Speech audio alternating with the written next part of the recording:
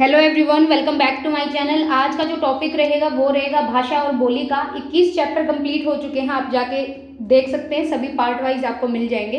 ये छोटा सा टॉपिक है लेकिन इससे क्वेश्चन आता है, डेफिनेटली आता है, चाहे सीटेट हो, एस्टेट हो, कोई भी टीचिंग एग्जाम हो, उसमें अगर हिंदी के लिटरेचर को लेकर या हिंदी के इतिहास को लेकर अगर क्वेश्चन बनता है तो इसमें से बन जाएगा। पहला क्वेश्चन है, किस अनुच्छेद में ये बोला है कि संघ की जो राजभाषा रहेगी वो हिंदी और उसकी लिपि देवनागरी रहेगी। ये बोला है हमारा आर्टिकल नंबर 343 में। आप सभी को पता है कि मूल संविधान में 14 भाषाएं थी, 8 भाषाएं बाद में जोड़ी गई जिससे मिलाकर 22 भाषाएं बनती हैं और हिंदी हमारी राष्ट्रभाषा नहीं है, ये हमारी राजभाषा है। इलाहाबाद में बोली जाने वाली बोली कौन सी है? अगर इलाहाबाद की बात करें तो यूपी में आता है और इसमें अवधी भाषा बोली जाती है, या बोली भाषा नहीं, सॉरी, ये बोली होगी तो अवधी बोली, बी ऑप्शन। हाड़ौती बोली क्या होती है? ये हमारी पूर्वी राजस्थान की बोली होती है। देखो, बोली और भाषा में फर्क होता है।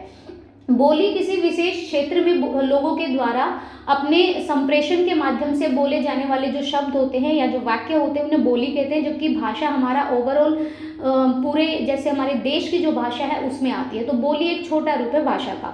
मानक हिंदी का आधार क्या है? मानक हिंदी का आधार है हमारी खड़ी बोली। पूर्वी हिंदी विकसित हुई थी कब से? पिशाची, अपभ्रंश, शौरसेनी, मागधी या अर्धमागधी? तो याद रखना है, पूर्वी हिंदी का जो विकास हुआ था वो अर्धमागधी अपभ्रंश से हुआ था। आर्य भाषा कब आरंभ हुई थी? आर्य भाषा की बात करें तो ये हुई थी आपकी 1500 ईस्वी के आसपास, ध्यान रखिएगा। हिंदी की आदि जननी क्या है? मतलब हिंदी कहाँ से निकली है? तो ये संस्कृत से ही निकली है, ऑप्शन बी। हिंदी दिवस मनाया जाता है, आप सभी को पता है 14 सितंबर को हिंदी का दिवस मनाया जाता है। नेक्स्ट है, संविधान के किस अनुच्छेद में? अगेन सेम क्वेश्चन, 343 इलाहाबाद में बोली जाने वाली अवधि है।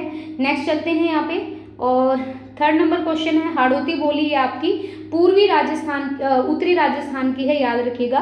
मानक हिंदी का आधार खड़ी बोली है। पूर्वी हिंदी विकसित हुई अर्धमागधी अपभ्रंश से। भारत में आर्य भाषा का प्रारंभ 1500 ईस्वी में हुआ। हिंदी की आदि जननी है आपकी संस्कृत भाषा। हिंदी दिवस 14 सितंबर। पंजाबी का विकास किस अपभ्रंश से हुआ है?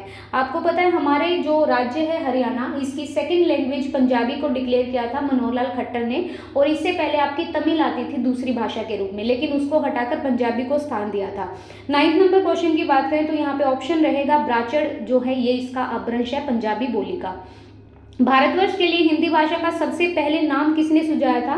भारतवर्ष के लिए हिंदी भाषा होनी चाहिए हमारी, तो ये महात्मा गांधी ने कहा था, ऑप्शन बी। भारतीय संविधान में हिंदी को मान्यता कब दी गई थी? ये दी गई थी आपकी 14 सितंबर 1949 को। अपभ्रंश को पुरानी हिंदी भी कहते हैं, ये किसने कहा है अपभ्रंश को पुरानी हिंदी? तो ये कहा है अर्धमागधी अपभ्रंश से हमारी हिंदी भाषा का क्या हुआ है? विकास हुआ है और जनन हुआ है संस्कृत से। तो अपभ्रंश को पुरानी हिंदी कहा है भारतेंदु ने, ऑप्शन नंबर डी यहाँ पे करेक्ट रहेगा 12th का। नेक्स्ट है, हिंदी की कितनी उपभाषाएं हैं? 13 नंबर क्वेश्चन की बात करें तो इसकी 5 उपभाषाएं हैं, ये आप याद रखिएगा, ऑप्शन सी। नेक्स्ट है, इनमें से कौन पूर्वी हिंदी की बोली नहीं है? पूर्वी हिंदी की बोली की बात करें तो अवधी भी है, बघेली भी है, छत्तीसगढ़ी भी है, लेकिन बिहारी जो है वो पूर्वी हिंदी की बोली नहीं है, ऑप्शन बी करेक्ट है। पश्चिमी हिंदी की बोली कौन सी नहीं है? कोरवी, हरियाणवी, बुंदेली या अवधी? तो देखो, अवधी पूर्वी में आ गई तो पश्चिमी में नहीं आएगी, कोरवी और बुंदेली पश्चिमी में आएंगी आपकी, और अवधी, बघेली, छत्तीसगढ़ी पूर्वी में आएंगी, और बिहारी भी आपकी क्या होगी? पश्चिमी होगी, क्योंकि पूर्वी नहीं है। पश्चिमी हिंदी की बोलियों की संख्या कितनी है? तो ये है हमारी 5। पूर्वी हिंदी की बोलियां कौन कौन सी हैं? याद रखिएगा, 17 में पूछा पूर्वी हिंदी की, अवधी, बघेली और छत्तीसगढ़ी, ये पूर्वी हिंदी की बोलियां हैं। भोजपुरी, मगही, मैथिली बोलियां किससे संबंधित है? तो ये संबंधित है हमारे बिहारी हिंदी से, बिहार की भाषाएं हैं ये बोली। गुड़गांव, दिल्ली, करनाल के पश्चिमी क्षेत्रों में बोली जाने वाली अहीर वाटी का संबंध, अहीर लोग हैं वहाँ पे और उनका संबंध बनता है आपका पश्चिमी राजस्थानी से, क्योंकि पश्चिम भाग से हमारा राजस्थान लगता है हरियाणा से, तो ऑप्शन बी यहाँ पे करेक्ट रहेगा। पूर्वी राजस्थानी का एक रूप क्या है? पूर्वी राजस्थानी का एक अन्य नाम की बात करें तो ढूंढाठी बोला जाएगा, ऑप्शन बी।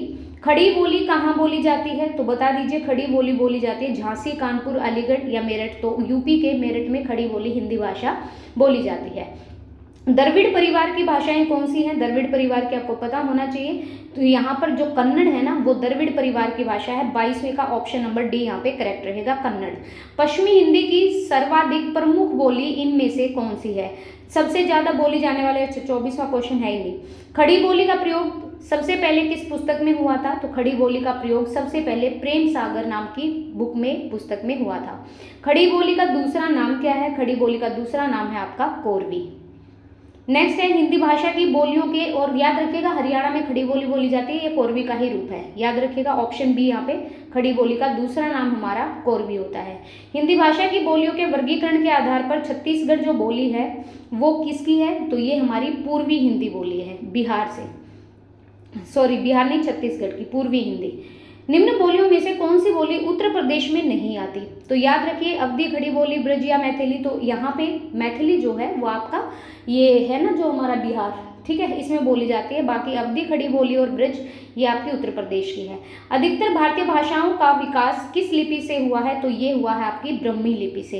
हिंदी भाषा किस लिपि में लिखी जाती है? ये आपकी देवनागरी भाषा में देवनागरी लिपि में लिखी जाती है।